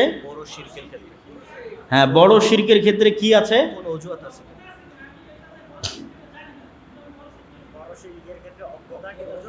না, অজ্ঞতার ওজর অবশ্যই গ্রহণযোগ্য সকল ক্ষেত্রে, কেননা সকল সাহাবীরাই এক সময় শিরকে লিপ্ত ছিল, আল্লাহর নবীর দাওয়াতে শিরক থেকে ফিরে এসেছে। শিরকের গুনাহ ক্ষমার অযোগ্য, এটা দুনিয়াতে নয়, পরকালে। দুনিয়াতে শ্বাস থাকা পর্যন্ত সকল গুনাহ ক্ষমার যোগ্য, শিরকও যদি হয়। নাহলে হিন্দু থেকে মুসলমান হবে কীভাবে? বুঝেননি মনে আমার কথা? হিন্দু তো মুশরিক, আর যে শিরক যদি ক্ষমা না হয় মুসলমান হবে কী করে? তো তো দুনিয়াতে সকল গুনাহ ক্ষমার যোগ্য, শিরক হলে। ফলত অজ্ঞতা একটা ওজর। তাহলে শিরক ক্ষমার অযোগ্য কখন? কিয়ামতের মাঠে আল্লাহ সুবহানাহু ওয়া তাআলা মানুষের এমনও পাপ ক্ষমা করে দিবে যে পাপের জন্য মানুষ ক্ষমাই চায়নি, এমনও পাপ ক্ষমা করে দিতে পারে আল্লাহর দয়া হলে। কিন্তু ওই দয়া আল্লাহ কোন পাপে দেখাবেন না? শিরকের পাপে দেখাবেন না। শিরক ছাড়া বাকি সকল পাপ আল্লাহ চাইলে ক্ষমা করবেন। তাহলে ক্ষমার অযোগ্য শিরক কখন? কিয়ামতের মাঠে। তাহলে মানুষের উচিত সর্বনিম্ন কি নিশ্চিত করা? শিরক মুক্ত মৃত্যু নিশ্চিত করা। অ্যাটলিস্ট মিনিমাম যেই ক্যাটাগরি প্রত্যেক মানুষের ফিল আপ করা উচিত পরকালে মুক্তির জন্য, সেটা কি? শিরক মুক্ত মৃত্যু নিশ্চিত করা। তাতে যদি টুকটাক আমলের কমও থাকে, টুকটাক অন্য গুনাহ থাকে, কি যেন না থাকে?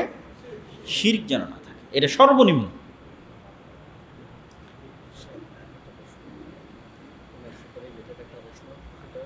আচ্ছা, আমার প্রশ্নটা হচ্ছে যে, আমরা যে পোশাক পরিধান করি এবং চুল রাখি, এটার মানে অ্যাকচুয়ালি নীতিটা কি? অনেকে দেখা যায় চুল বড় বড় রাখে, রাইখা বলতেছে এটা নাকি নবীর সুন্নাত। তো মানে এটা আর কি নবী সাল্লাল্লাহু আলাইহি ওয়াসাল্লাম যে কাজগুলো, সব কাজই কি সুন্নাহ হিসেবে গণ্য হয়? প্রথম কথা হচ্ছে যে কোনো মানুষের প্রতি ভালোবাসার আলামত হচ্ছে মানুষ যাকে যত বেশি ভালোবাসবে তাকে হুবহু তত অনুসরণ করতে চাইবে। যেটা এখন মেসির ফলোয়ারদের দেখলে বোঝা যায়, বা আরও যারা অন্যান্য প্লেয়ার আছে তাদের ফলোয়ারদের দেখলে বোঝা যায় যে সে ওই গেঞ্জি পরতে চায়, ওই স্টাইলে চুল রাখতে চায়। কেন? ওটা ভালোবাসা। তাহলে এখন আমি দাবি করতেছি আমি মুহাম্মদ সাল্লাল্লাহু আলাইহি ওয়াসাল্লামকে ভালোবাসি, কিন্তু মুহাম্মদ সাল্লাল্লাহু আলাইহি ওয়াসাল্লামের মুখে দাঁড়িয়ে আছে তো আমার মুখে দাড়ি নাই। তাহলে ভালোবাসায় কি আছে? ঘাটতি আছে, কমতি আছে।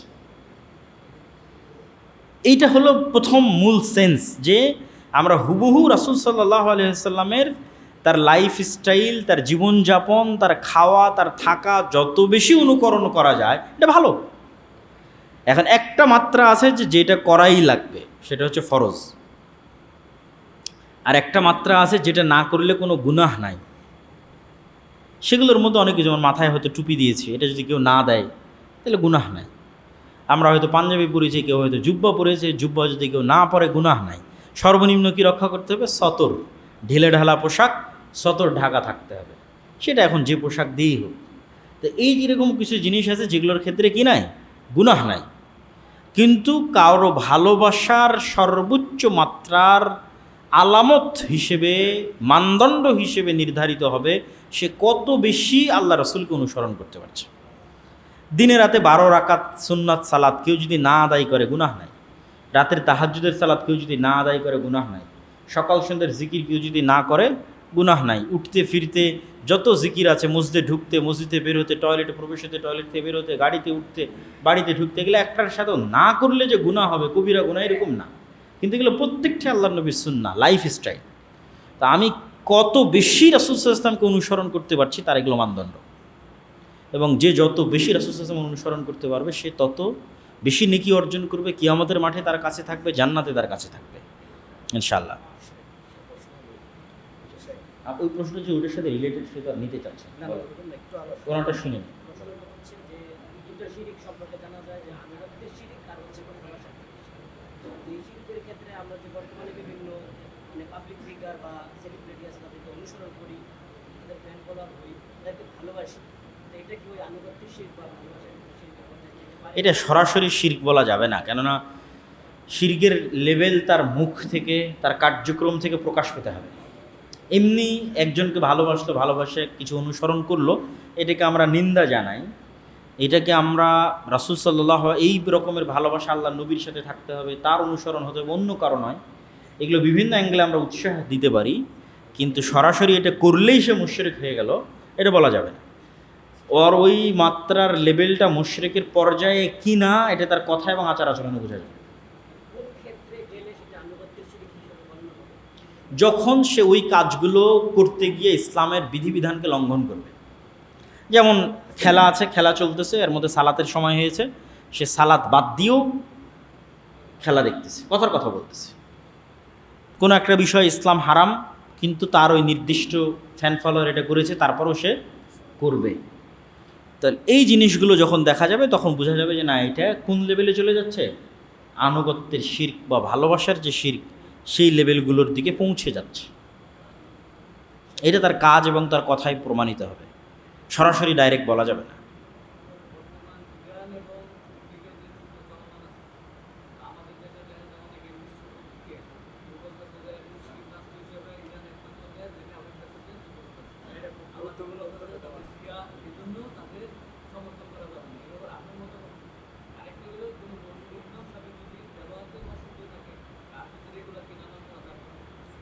তা আপনার যেটা প্রথম প্রশ্ন ছিল সেটার বিষয়ে আমি বলি যে রাজনীতির বিষয়গুলোতে ডাইরেক্ট হুকুম হাকামের মতো ফতোয়া দেওয়া সম্ভব নয়। হুকুম হাকাম ইসলামের স্বচ্ছ দিনের মতো, এইটা সঠিক আকিদা, এটা বাতিল আকিদা, এইটা হালাল, এটা হারাম। কিন্তু রাজনীতির বিষয়গুলো কেন স্বচ্ছ নয়, ওইটার সাথে আমি কানেক্টেড না, ওর জায়গায় আমি নাই। তাহলে কে কোন প্রেক্ষাপটে কি সিদ্ধান্ত নিচ্ছে, ওই প্রেক্ষাপট এবং সিদ্ধান্তের নিয়াত ও জানে আর আল্লাহ জানে। ওর প্রেক্ষাপট এবং ওর নিয়াতের উপর আল্লাহর কাছে জবাবদিহি দিবে। আর যেহেতু ওই প্রেক্ষাপট এবং ওই নিয়াত আমার জানা নাই, ফলত আমি ডাইরেক্টলি বলতে পারবো না যে না ও এটা আমি তার সাথে এইভাবে যুক্ত বা এইভাবে বিরুদ্ধে। আমি কি বলতে পারবো, কারো যদি আকিদা জিজ্ঞেস করা হয় যে এই আকিদা কি ভুল ত্রুটি কিনা, সেটা ডাইরেক্ট বলতে পারবো যে হ্যাঁ, শিয়াদের আকিদার মধ্যে এই ভুল ত্রুটি আছে, বা অমুকের এই আকিদা ভ্রান্ত, বা খারেজিদের এই আকিদা ভ্রান্ত। এইটা আমি ডাইরেক্টলি ক্লিয়ার কাট বলে দিতে পারবো। এখন এর মধ্যে যে পড়ুক সেটা দেখে লাভ নাই, কে আর ভ্রান্তের মধ্যে পড়লো কে পড়লো না সেটা দেখে লাভ নাই। কিন্তু ওই ভ্রান্ত ব্যক্তির রাজনৈতিক ডিসিশন সঠিক না ভুল, এটা ওই প্রেক্ষাপটে না থাকলে বলতে পারবো না। ফলত আমার পক্ষে এই স্পেসিফিক বিষয়ে সরাসরি মন্তব্য করা আমার কাছে মনে হয় যে এটা অনেক সময় না জেনে কথা বলার মধ্যে পড়ে যেতে পারে, পলিটিক্যাল ডিসিশনগুলো। ফলত জেনে ওই অবস্থা এবং ওই পরিবেশ বুঝে মন্তব্য করাটাই বেশি ভালো। আর আমরা কিসের উপর থাকতে পারি, আমরা আকিদা এবং আমলের উপর ডাইরেক্ট মন্তব্য করতে পারি। যে আমরা ধরেন জিজ্ঞেস করতে পারেন যে শিয়াদের কি কি ভ্রান্ত আকিদা আছে, এগুলোর উপর আমরা ডাইরেক্ট আলোচনা করতে পারি।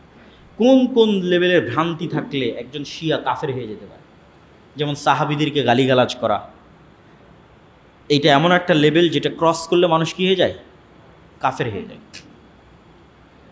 এখন কাফেরদেরও পলিটিক্যাল ডিসিশনের সাথে অনেক সময় রাসূল সাল্লাল্লাহু আলাইহি ওয়াসাল্লাম ছিলেন। এটা কোথায় ছিলেন, গলিবাতির রোম যখন অবতীর্ণ হলো তখন রাসূল সাল্লাল্লাহু আলাইহি ওয়াসাল্লাম খন্দকের যুদ্ধ তখন চলমান। তো পারস্যদের কাছ থেকে রোমানরা জেরুজালেম বিজয় করে নিল।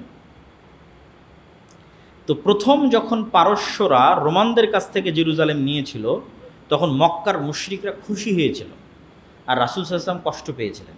এবং রাসূল সাল্লাল্লাহু আলাইহি ওয়াসাল্লাম ভবিষ্যৎবাণী করেছিলেন যে জেরুজালেম আবারও রোমানরা বিজয় করবে। এখন ইসলামের দৃষ্টিতে তো দুইজনই কাফের, রোমানরাও কাফের, পারস্যরাও কাফের। তো আল্লাহর নবী রোমানদের বিজয় কেন চাচ্ছিলেন, ওরা ছিল আহলে কিতাব, পারস্যরা ছিল অগ্নিপূজক। পরে যেই দিন রোমানরা এই অগ্নিপূজকদের থেকে জেরুজালেম ছিনিয়ে নিলেন তখন আল্লাহর নবী খুশি হলেন। তো এই জন্য পলিটিক্যাল ডিসিশনগুলোর সাথে সার্বিক বিবেচনায় মন্তব্য করা এটা খুব কঠিন, আল্লাহ সুবহানাহু ওয়া তাআলা ভালো জানে। তবে আমরা এতটুকু বলতে পারি যে ফিতনার যে যুগ, এই ফিতনার যুগে আমাদের নিজেদের ঈমান এবং আমল নিয়ে এবং নিজের দায়িত্ব পালন করার যে বিষয়, এইটা নিয়ে বেশি চিন্তিত, নিজের ভুল, নিজের আত্মসমালোচনা এটা নিয়ে বেশি চিন্তিত, নিজের পরকাল, নিজের জান্নাত এটা নিয়ে বেশি চিন্তিত হওয়া উচিত। আর এই ফিতনা আরও বাড়তে থাকবে। এই ফিতনা কোথায় গিয়ে ঠেকবে আল্লাহ সুবহানাহু ওয়া তাআলা ভালো জানে। আর মুসলমানের রক্ত খুব ভয়ঙ্কর।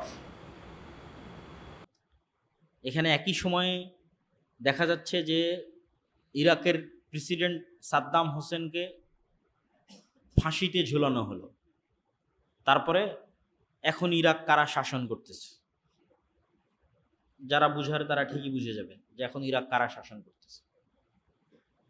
আফগানিস্তানের সাথে কি করা হলো, এবং ইরান এবং ইসরায়েলের যে সীমিত দ্বন্দ্ব, এটাতে আসলে কে ফায়দা পাচ্ছে, কারা উপকার নিচ্ছে, কারা ক্ষতিগ্রস্ত হচ্ছে, এগুলো আসলে অনেক প্রশ্ন। এগুলো ডিটেলস এবং ডাইরেক্ট অ্যান্সার দেওয়া,